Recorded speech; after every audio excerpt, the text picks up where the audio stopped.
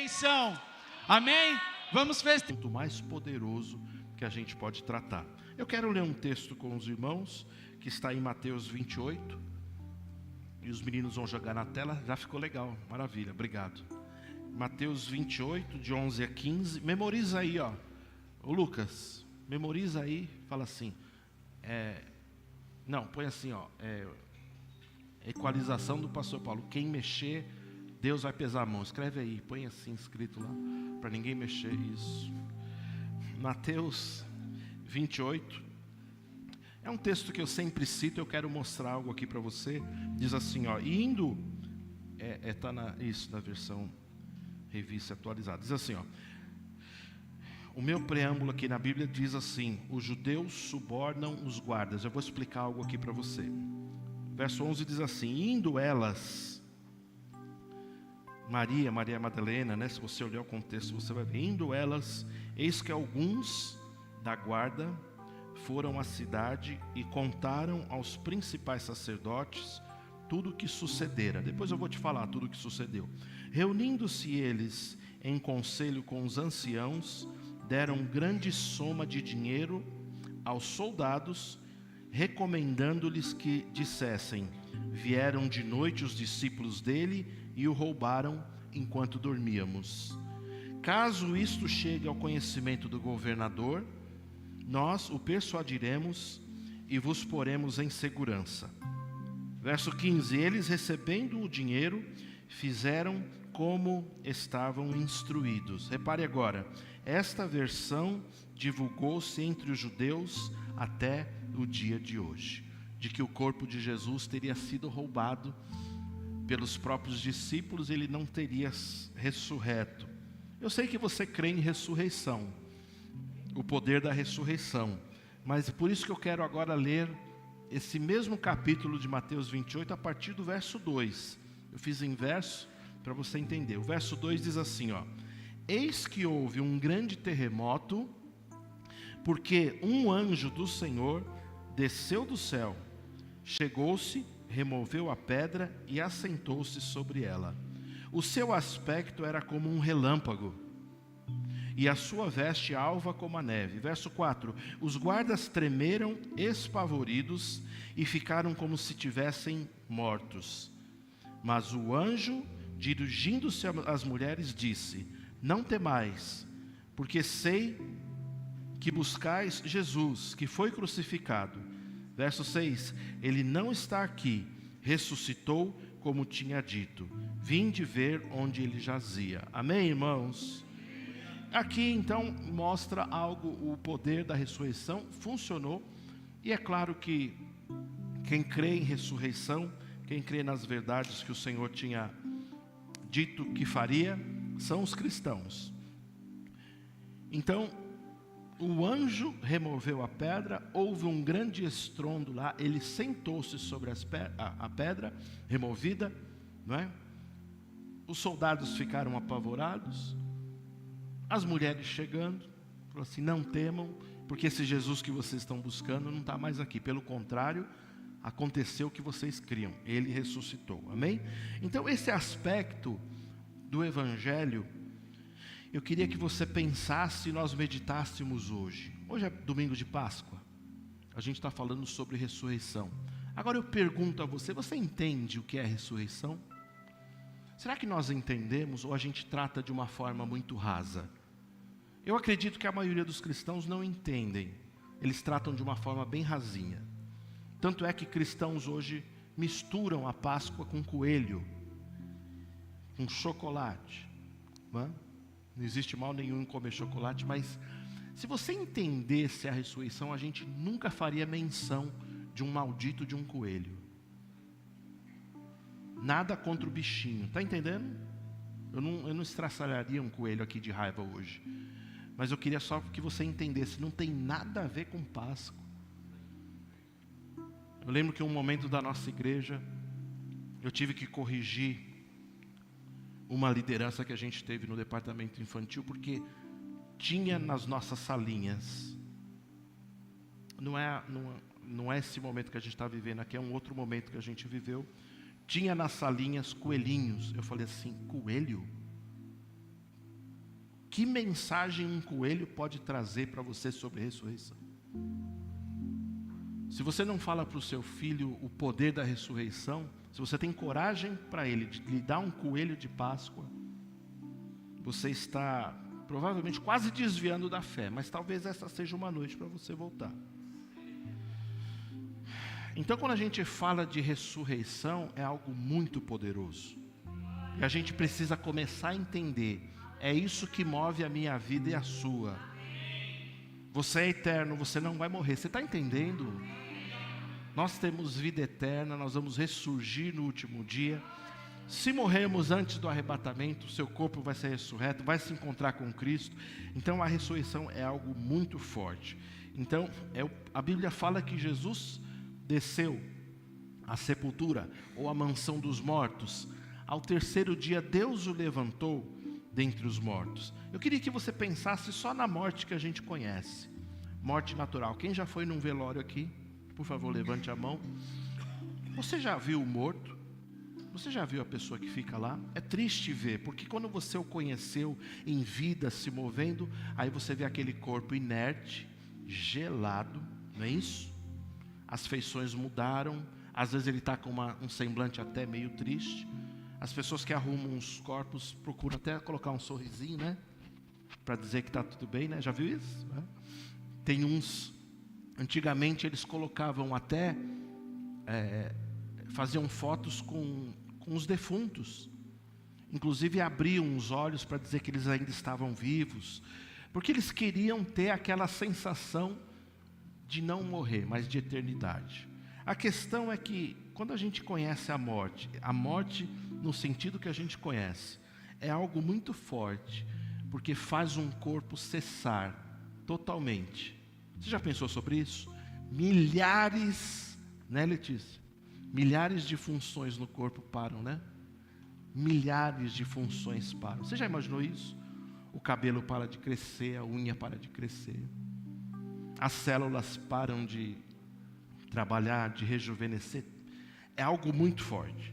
E quando a gente pensa em Jesus, o poder de Jesus, que ressurgiu algum dos mortos, que a gente vai ver.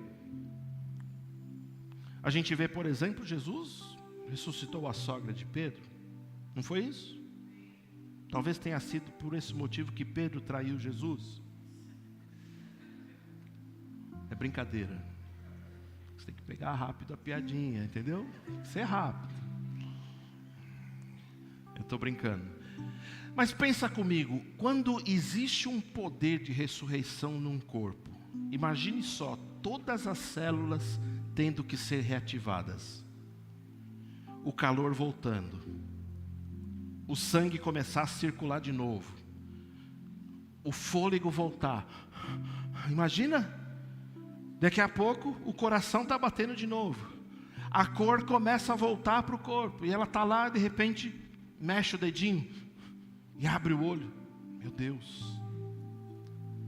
Tem que ser algo muito maravilhoso, algo tremendo. Queria que você pensasse sobre isso.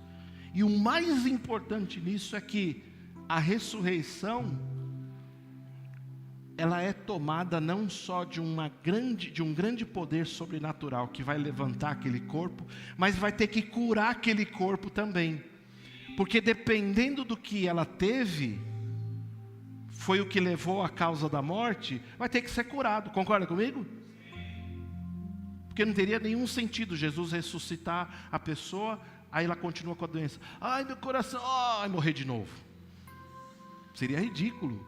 Então a ressurreição levantaria um corpo, curaria um corpo. Amém? Pensa comigo agora algo mais profundo. Esse é o mais profundo que a gente consegue imaginar. Por causa do quê? Porque é a referência que a gente tem de pessoas mortas. Agora pensa comigo. O poder da ressurreição, de tirar uma vida longe de Deus e restaurá-la à presença de Deus. Ainda que você possa não ver, não ser muito visível aos seus olhos, isso é muito mais poderoso. E eu não sei se você sabe, mas isso aconteceu já com você. Com a Laís e o Will aconteceu, glória a Deus. Eu vou fazer um apelo aqui, né, para as pessoas. Já aconteceu com você. Gente, a gente precisa se mover com essas coisas. Faz sentido para você? A Bíblia fala de morte. Morte, 3 tipos de morte: física, eterna e a espiritual. Você que está aqui, está me ouvindo, a gente não experimentou a morte física, que a gente está vivo aqui. A eterna a gente não experimentou porque a gente não foi condenado ao lago de fogo e enxofre. Mas a morte espiritual, em algum momento, todos nós experimentamos. Antes de se entregar a Cristo, você era morto espiritualmente. E quando você tem esse contato com o autor da vida, significa que Ele ressuscitou o teu corpo que estava em trevas, o teu espírito que estava em trevas, amém? A sua alma que estava debaixo de sombras tenebrosas, e Ele deu vida para você, tá certo? Então você precisa entender, nós já ressuscitamos com Ele. Ainda que o teu corpo tenha que morrer um dia, você já vive nas alturas, você já vive ressurreto com Ele. Isso tem que ser, você precisa restaurar isso na sua vida, tem que ter alegria. Tem que ter alegria em saber que Ele te ressuscitou. Tem que entender que isso é uma grande obra, é o poder da ressurreição, é a grande salvação que é descrita na Bíblia. Isso tem que mover você e não teu bolso cheio de dinheiro, porque Deus não te chamou para dar riqueza, Deus não te chamou para pagar suas contas. Isso é besteira, é besterol. Só isso alegra o cristão. Hoje é muito triste. Essas coisas passam, irmãos. Eu estou falando de coisas eternas. Coisas eternas, coisas que Deus fez, Ele quer fazer em nós. A morte sempre foi um grande tabu e uma fascinação para todos. Agora pense comigo, a possibilidade de ressurreição também é um grande tabu e uma grande fascinação para as pessoas. Porque as religiões, se você for ver os muitos exemplos de religiões, eles acreditavam que quando a pessoa morresse, você vai ver os egípcios, por exemplo, eles criam que o morto iria fazer uma jornada, não é? Eles colocavam até moedas, porque você vai ter que encontrar alguém no seu caminho, você vai ter que dar a moeda para o barqueiro, para ele te levar para o reino celestial e assim por diante. Isso é uma bobagem, porque quando você crê em Cristo, eu não sei como é, ninguém foi para lá, para voltar para falar. Os que viram não tiveram autorização para escrever. Mas eu quero dizer a você, deve ser algo muito tremendo. Você dizer assim, morri, estou acordando aqui. Olha só, vamos entender o significado da palavra Páscoa. A gente precisa entender, e se você tiver seu coração ligado comigo, a gente vai fazer um boicote de coelho. Ainda que não façamos o boicote do chocolate, que nada tem a ver com Páscoa. Mas o boicote do coelho a gente tem que fazer.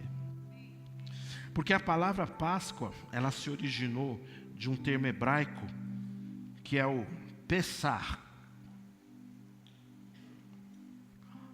Se escreve P-E-S-S-A-C-H. É o Pessach. É uma pronúncia que significa, é uma palavra que significa passagem. Mas de uma forma melhor ainda para você entender, repare, significa passagem por cima. Por quê, pastor? Não é só passagem? Não é a passagem do Mar Vermelho? Não. É a passagem por cima. Por quê? Porque significa justamente quando a gente lembra que os judeus marcaram os seus umbrais com o sangue do Cordeiro para que o anjo da morte passasse por cima da casa deles e não levasse os seus primogênitos. Páscoa significa passagem da morte para a vida. Amém? O anjo da morte passou, literalmente o anjo da morte, não tem nada a ver com o diabo. O anjo da morte, tudo lá estava envolvido com Deus, pragas do Egito foi Deus que mandou, inclusive. Tá? Não fique escandalizado não, aquilo era tudo Deus mandando. E o anjo da morte, ele passou sobre a casa dos filhos de Israel. E o que aconteceu? Não tocou nos primogênitos. Então, Páscoa se trata do quê? De libertação da morte, através hoje que nós conhecemos, da bênção, do sangue, que era tipificado antigamente com o sangue do Cordeiro. Mas hoje a gente sabe que é o sangue de Jesus que está sobre a minha vida e sobre a sua vida e traz todo dia a salvação para quem crê nele. Você já se entregou para Jesus? Verdadeiramente? Não adianta fazer parte de uma igreja. Se você não se entregou a Jesus, você vai para o inferno. Tem pessoas que frequentam igrejas e vão para o inferno, porque nunca se entregaram a Cristo verdadeiramente. João 11:25 diz assim: então Jesus declarou: eu sou a ressurreição e a vida. Quem crê em mim, ainda que morra, viverá. Olha que coisa linda. Quantos cristãos mártires se entregaram à morte, sabendo assim, estou tranquilo, a minha vida biológica vai apagar. Você já imaginou estar numa guilhotina? Irmãos, você já imaginou estar numa guilhotina? Morrendo por amor de Cristo? Ou sendo queimado? Ou sendo fuzilado? Você dizendo assim, a minha vida biológica vai apagar daqui a pouquinho, mas eu vou levantar para a eternidade. Você percebe? Se eu parasse aqui a mensagem, eu acredito que você nunca mais ia associar a Páscoa com ovos, com chocolate, com coelho. E nem, eu não sei, essa aqui é a Semana Santa que a gente está vivendo? É? Eles falam, o catolicismo fala para não comer carne, não é isso? Para comer peixe, né? Entendi. Toda Semana Santa de raiva eu como carne. Porque não existe nenhuma base bíblica, não existe nada. É triste quando o crente não sabe, vamos comprar peixe. Meu, que besteira. A gente tem que entender o poder da ressurreição, o que é a verdade, não essas tradições ridículas. Bom, vamos lá. Tudo começou, eu quero deixar bem claro como começou para você entender e nunca mais sair do seu coração. Tudo começou lá no Egito, para a gente entender os pormenores. Eu não sei se você sabe, mas através de Moisés, Deus queria libertar o povo do Egito, e Ele levou Moisés a falar com o faraó várias vezes. Falou assim, liberta meu povo, deixa meu povo ir, está errada essa escravidão. E o faraó, por muitas vezes endureceu o coração. A Bíblia fala que Deus enviou 10 pragas. A última foi a pior, porque foi a da morte dos primogênitos, tá certo? Mas eu quero que você saiba o seguinte: antes de chegar essa última praga ao povo do Egito, eu queria que você imaginasse, aquela noite era uma noite especial, era uma noite tensa, era algo muito, eu acredito que os ânimos, os corações das pessoas estavam assim, à flor da pele. Eles estavam realmente ansiando por aquele grande momento, por algo que iria acontecer. O que ia acontecer? A gente sabe que, pelo relato bíblico, à meia-noite, o silêncio foi quebrado. De que maneira? Por grande choro. Choro, as pessoas chorando por seus filhos mortos. O desespero tinha chegado naquele lugar. Este era o sinal de que eles teriam que partir. Mas eles estavam chorando, os egípcios estavam chorando porque os seus primogênitos haviam morrido. Mas nenhum dos filhos de Israel foi tocado. Eu quero dizer a você, eu sei que você já tem essa vivência com a palavra, você sabe que isso é verdade. Deus protege os seus. Deus é assim, Ele sempre protege os seus. Ele tem obrigação, Deus não tem obrigação de nada, mas Deus tem uma aliança com aqueles que são seus, amém? Então quem não quer ser dele, não tem os benefícios de ser dele, tá certo? Então, os egípcios haviam escravizado, irmãos, os israelitas por muitos e muitos anos, não é? Aquelas pragas devastadoras não convenceram o coração de Faraó, mas aquela última mexeu com ele, mesmo porque o filho de Faraó, segundo o relato bíblico, morreu. O primogênito morreu. E ele ficou tão indignado que ele diz assim: Moisés, sai daqui, leva o teu povo, leva o que você quiser, carrega suas coisas, some da minha frente. O que você vê ali era uma indignação, porque ele viu que ele havia batido de frente com o Deus vivo, o Deus verdadeiro, mas ele queria romper com aquilo, mas o seu coração mostra, e você vai ver na frente, que ele ainda não havia se rendido ao Deus verdadeiro. Tanto é que ele vai engendrar ainda uma perseguição contra o povo. Você conhece a história. Agora, apesar daquela noite ser uma noite triste para os egípcios, era uma noite de livramento para o seu povo. Era uma noite de livramento. Êxodo capítulo 12, verso 11. Êxodo capítulo 12, verso 11.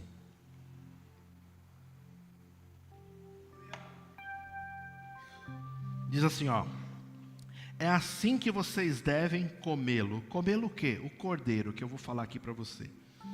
Já prontos para viajar, com as sandálias nos pés e o cajado na mão. Comam depressa, é a Páscoa do Senhor. Então, para fazer distinção, né, do povo dos egípcios para o povo de Deus, qual foi a instrução que Moisés deu a todo o povo? Vocês vão recolher um cordeirinho, no 10º dia do mês, vão recolher um cordeiro e vão guardar dentro de casa. No 14º dia, vocês vão preparar ele para comer. Por que esse tempo de 4 dias em casa? Porque era para eles olharem o cordeiro, para ver se não tinha nenhum defeito. Não podia ter osso quebrado, não podia ter sarna, né? Não podia ter um olho cego. Por quê? O cordeiro, ele tipifica Jesus Cristo. Ele é uma tipificação, ele é um tipo de Jesus. Ele está dizendo assim, o cordeiro tinha que ser perfeito, como um dia Cristo seria, amém? Para quê? Para que morresse no sacrifício. Alguém morre num sacrifício, mas para que o sacrifício seja aceito, há derramamento de sangue, mas o cordeiro tinha que ser perfeito. Então os israelitas tinham que trazer o cordeiro para dentro de casa no 10º dia.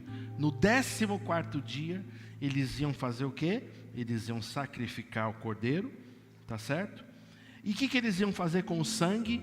Eles iam pegar uma planta que chama isopo, eles iam molhar no sangue, e segundo o relato bíblico, era para colocar na viga e nos umbrais. Então, se você vê a porta, uma porta comum, ela tem esse movimento, certo? Então você marca a viga. Os umbrais é como se fosse a parte do ombro da porta. Então, seria uma espécie de um arco que se faria com sangue. Marcaria todas as casas com sangue. Então foi o que eles fizeram. Em vez de ter que morrer o filho mais velho dos israelitas, o cordeiro morreria no lugar deles. Isso é uma tipificação do que Cristo fez por mim e por você. Ele morreu no seu lugar, amém? Você não precisou doar a sua vida, Ele doou a vida por você, amém? Então, esse cordeiro era preparado, tá certo? Depois de morto, marcando, aspergindo, como eu falei, os umbrais da casa. E depois os cordeiros deveriam ser assado e não cozido. Porque cozido era a forma que eles faziam normalmente. E era a forma que inclusive era a instrução nos sacrifícios. Mas essa noite em especial tinha que ser assado, porque assado era mais rápido. Irmãos, eu quero que você perceba, havia uma pressa na libertação. Aquele era o momento onde Deus estava falando: chega, eu vou libertar o meu povo. Amém? E Ele quis passar isso para as pessoas, para que eles entendessem e não houvesse nenhum sentimento de querer ficar no Egito.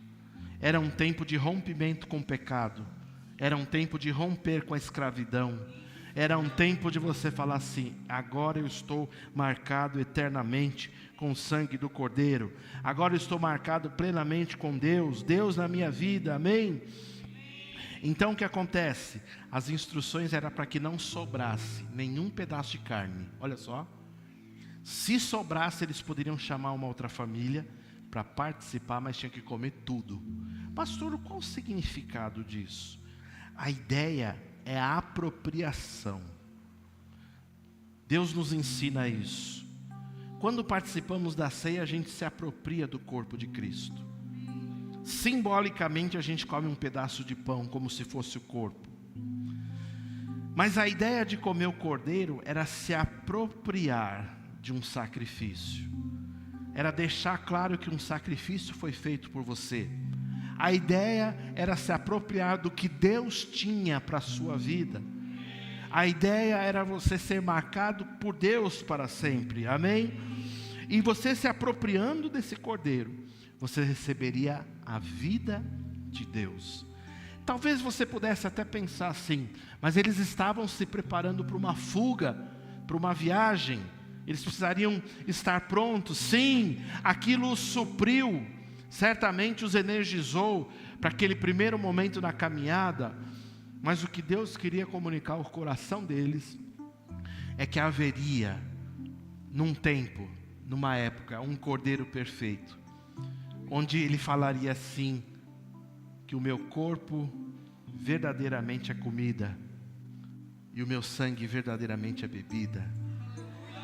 Aquele que comer da carne vai ter vida, porque tal qual eu sou, vocês serão neste mundo.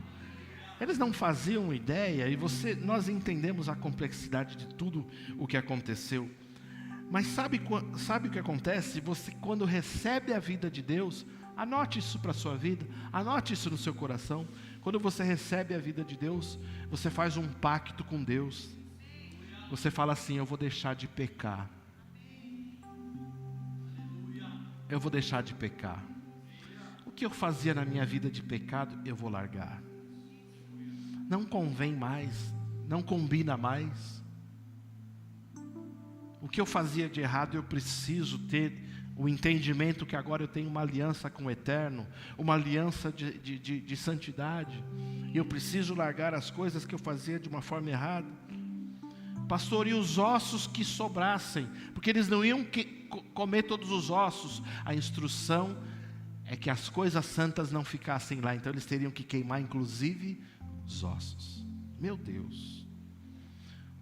Fora isso, eles tinham ainda uma instrução de fazer pães para acompanhar aquela refeição, mas os pães deveriam ser sem fermento. Por quê? Porque o fermento ele leveda a massa, não é isso? Ele faz a massa crescer, e a Bíblia fala que a ideia do fermento na Bíblia é uma ideia de coisas que contaminam, fala de pecado. Um pouquinho de pecado, um pouquinho de fermento leveda toda a massa. Você percebe que Deus não quer só um pouquinho de você? Você percebe que Deus não quer só 10% de você? Não, mas eu sou bom nas outras coisas. Para Deus não serve. Você tomaria um copo de água mineral? Se eu abrisse a garrafa lacrada e colocasse, você com sede tomaria um copo de água mineral? Sim ou não? Diga sim. Diga assim, sim, eu tomaria. Agora suponha que eu vá aqui no esgoto, aqui da rua, e com um conta-gotas eu pegue só uma gotinha da água do esgoto e colocasse no seu copo. Você tomaria? Mas foi só uma gota. Um pouquinho de fermento estraga toda a massa. Por isso que eles foram instruídos para que o pão não tivesse fermento. Eram os pães asmos ou ázimos, ou os pães sem fermento. Era um pão que não crescia. É a ideia de que não teria o levedo ou o fermento do pecado, mas eles também não teriam tempo para colocar o fermento, para esperar levedar a massa. Teria que ser algo rápido também. O que Deus também está querendo nos comunicar é que a gente não pode mais perder tempo com o pecado. A Bíblia diz que eles todos comeram com pressa, comeram rapidamente, tudo se preparando para partir. Já estava com a sandália amarrada, cajado tudo perto, tudo prontinho. Deus avisou que eles tinham que estar prontos. Aquela noite, ainda aquela noite, eles seriam livres, amém? A Bíblia diz que quando o anjo da morte passou, ele viu o sangue nas portas dos cristãos não, dos israelitas, porque cristão ainda não tem, mas nos dias de hoje Deus te marca com o sangue de Jesus, e os cristãos são marcados pelo sangue de Jesus, e o sangue de Jesus nos livra, está entendendo? Então quando o anjo passou, é o Pessar, a Páscoa, a passagem. Quando o anjo passou, ele viu o sangue e ele simplesmente pulou. Por isso que significa passar por cima. Então, naquele momento, os israelitas encerravam o maior ciclo de escravidão da vida deles. E Deus estava marcando, dizendo assim: esse momento da vida de vocês está ficando para trás. Por que nós temos que lembrar desse momento? Porque a escravidão para os judeus, ela equivale a um mundo de pecado e de escravidão para nós gentios, ou para nós igreja. Quando Cristo entra na sua vida, Cristo, ele se torna a sua Páscoa, a sua passagem. Significa que um mundo de escravidão, ele tem que ser deixado de lado. Por isso que você tem que ser livre da bebida, do cigarro, das drogas e tudo mais que mancha a santidade de Deus na sua vida. Não é possível servir ao Senhor e não entender essas verdades, irmãos. Hebreus 11, 28 diz assim: pela fé celebrou a Páscoa e fez a aspersão do sangue, para que o destruidor não tocasse nos filhos mais velhos dos israelitas. A partir desse entendimento, no Novo Testamento, já não seriam mais necessários sacrifícios. Hoje a gente não sacrifica mais, não precisa mais degolar um cordeiro, não precisamos mais derramar o sangue, porque o Filho de Deus, ele cumpriu perfeitamente tudo de uma vez, de uma forma completa, o sacrifício que precisaria ser feito, amém? Agora veja, repare comigo aqui, foi justamente na celebração de uma Páscoa que mais tarde Jesus foi oferecido como sacrifício pelos pecados de todos nós. Nada é por acaso, nada é coincidente, mas é por isso que Jesus começa a ser chamado de o Cordeiro. João o chama de o Cordeiro, eis o Cordeiro que tira o pecado do mundo, amém? Ele é chamado de Cordeiro, ele ganha como que esse título de Cordeiro, no sentido de que um Cordeiro perfeito foi levantado, foi dado entre os homens, e ele, por escolher, por nos amar, se sacrificou, foi no meu lugar e no seu lugar. E a gente sabe que foi, como eu disse, foi durante uma celebração de Páscoa que Jesus morreu. Todos aqueles que acreditam na sua palavra hoje, todos aqueles que creem na sua palavra, no nome de Jesus, no sangue de Jesus, recebem o perdão graciosamente. Amém, queridos? Amém, queridos? Aleluia! Todas, você vai ver todas as passagens, todos os profetas apontaram para Jesus, todos falaram de um cordeiro. Todos falaram, se não falaram de um cordeiro, eles falaram de um sacrifício. E se eles não falaram de um sacrifício, eles falaram de uma expiação. Alguém que iria no seu lugar. Eu pergunto a você, dá para falar ainda de coelho? Dá para brincar ainda com coelho?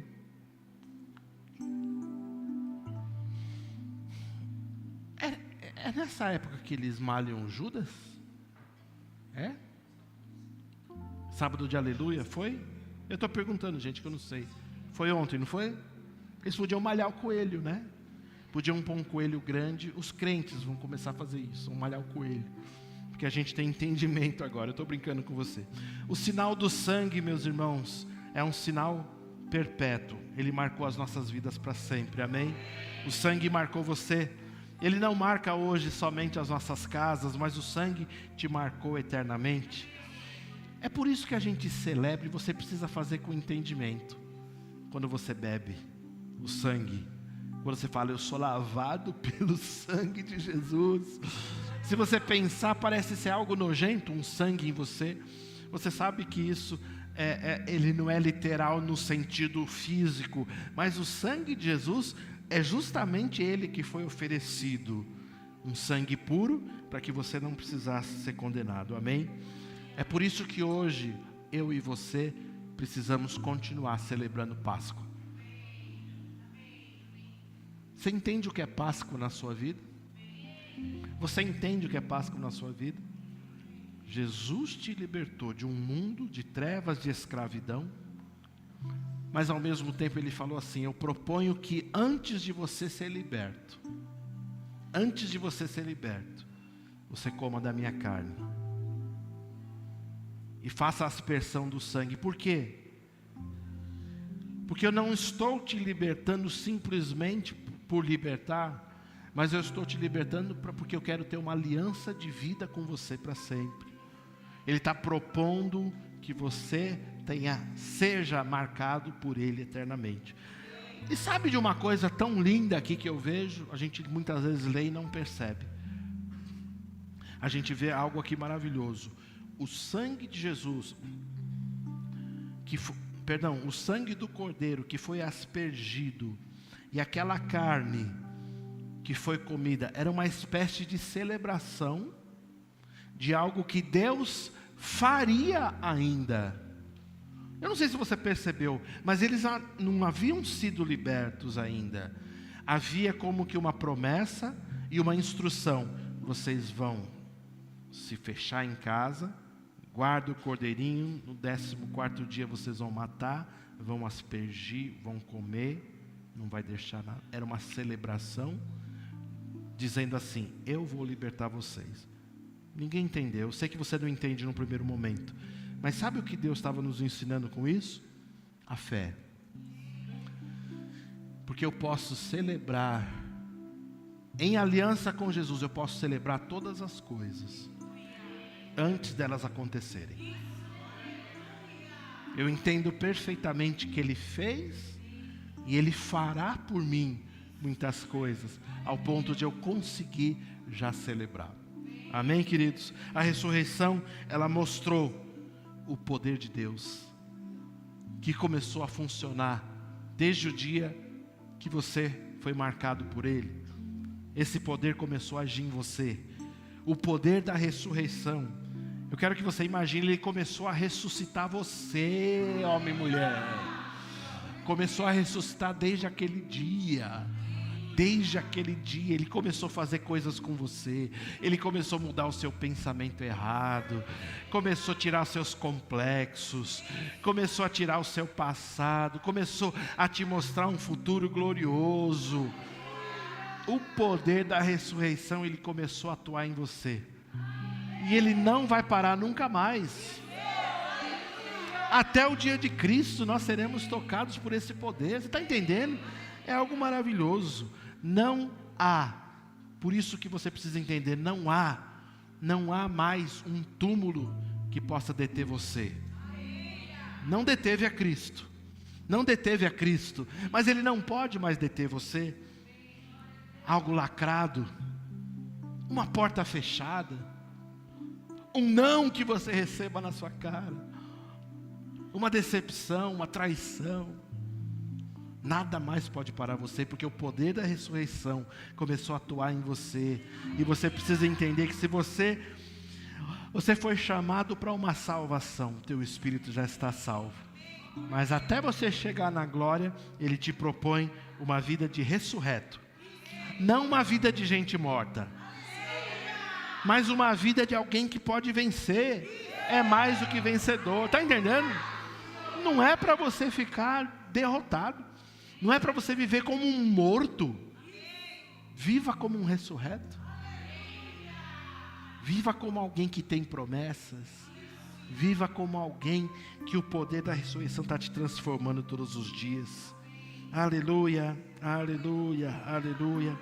Irmãos, Cristo está vivo. Cristo está vivo. Essa é a alegria eterna que nunca mais vai poder sair do meu coração, do seu coração. Que essa alegria mova você. Que essa alegria te mova todos os dias. Irmão, me entenda o meu coração. O pastor está falando eu estou falando para mim mesmo. Não seja ridículo de viver triste.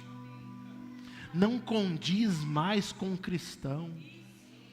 Uma cara acabrunhada, fechada, não condiz mais para quem entendeu a ressurreição. Agora, se você, na sua cabeça, é chocolate e coelho, faz sentido viver triste. Agora, quem entendeu essa palavra, nunca mais fica triste. Você fala assim, eu nunca vou morrer, eu nunca vou morrer. O reino aqui, você entende porque a gente fala que o reino já começou? A gente fala, não, o reino é lá, só lá no céu. Não, o reino de Deus está em mim, está em você. Ele começou a mexer comigo. Ele começou a me aperfeiçoar. Ele está me aperfeiçoando até o grande dia. Cada dia mais eu sou aperfeiçoado. Ontem eu estava de um jeito, hoje eu estou melhor. E amanhã vou estar melhor ainda. Não por auto-melhoramento, mas por causa da graça, do poder da ressurreição. Amém? Eu quero pedir a você, remova as pedras. Remova as pedras da incredulidade. Remova as pedras da tristeza, do desânimo, de algo que tira as suas energias. Não aceite mais viver acabrunhado. Não aceite mais viver abaixo da linha de quem tem a Jesus. Cristo, Ele ressuscitou e Ele reparte a sua própria vida com você. Significa, a Bíblia diz assim, o poder que ressuscitou Jesus é o poder que está habitando em mim e você hoje. É o mesmo Espírito que ressuscitou Jesus, é o que está trabalhando na minha vida e na sua. Você crê nisso? Eu creio perfeitamente nisso. Amém? A mensagem da ressurreição, deixa só para terminar. A mensagem da ressurreição não pode ficar escondida em mim e você. As pessoas estão mortas por aí. Estão mortas. Eu estou na internet aqui, eu não posso falar algumas coisas, mas estão buscando tantas besteiras. E a gente, com a palavra da vida eterna, a gente precisa ter coragem de falar. Amém? Você não pode deixar o poder da ressurreição escondido. Pelo contrário, você precisa colocar de tal forma que as pessoas tenham a oportunidade de ouvir. Eles precisam saber que existe salvação, existe um poder que pode ressuscitá-los, existe vida eterna. Deus fale ao seu coração poderosamente. Amém? Quero que os meninos se preparem lá e você, enquanto isso, levante sua mão aí onde você estiver. Aleluia. Quem vai apresentar primeiro, sozinha? As crianças? Então ela já tem que ficar ali. Vocês me dão um sinal. Aleluia. Eu quero que você levante sua mão bem alto hoje. Quem fez essa obra na minha vida e na sua foi o Senhor. Ele ressuscitou você. Ele marcou a sua vida. Ele tem santificado você. Ele começou uma boa obra, Ele é fiel para completar. Mas eu quero orar aqui num outro sentido. Que você comece a ativar, eu vou repetir, que você comece a ativar o poder da ressurreição que já está dentro de você. O Senhor me mostrou pessoas não entendendo o poder da ressurreição que tem dentro de si. Tem pessoas que estão com o poder desativado. Significa que não tem cura, não tem prosperidade, não vem alegria. E você às vezes se sente como incrédulo. Mas se você entender essa noite, que esse poder, ele está vivo. Não foi Deus que apagou, você que apagou. Mas essa noite ele vai religar esse poder na sua vida. Erga sua mão, vou orar por você rapidamente. Pai, eu quero declarar no nome de Jesus, como a tua palavra foi pregada aqui. Os teus filhos com mãos levantadas, considerando e respeitando a tua presença aqui. Como o Senhor falou no meu coração, que esse poder seja reativado no coração dos teus filhos. E eu declaro no nome de Jesus, se houvesse sentimento de morte, se houver sentimento de desânimo, se houver sentimento de voltar atrás, seja queimado, seja extirpado, pelo fogo que é reacendido agora. O poder da ressurreição, a consciência da boa obra que o Senhor começou a fazer na vida de cada um. Eu declaro em nome de Jesus, sonhos sendo reativados. Irmãos, Deus chamou algumas pessoas aqui, deu sonhos, e Ele precisa reativar sonhos na sua vida. O poder da ressurreição vai reativar sonhos na sua vida. Em nome de Jesus.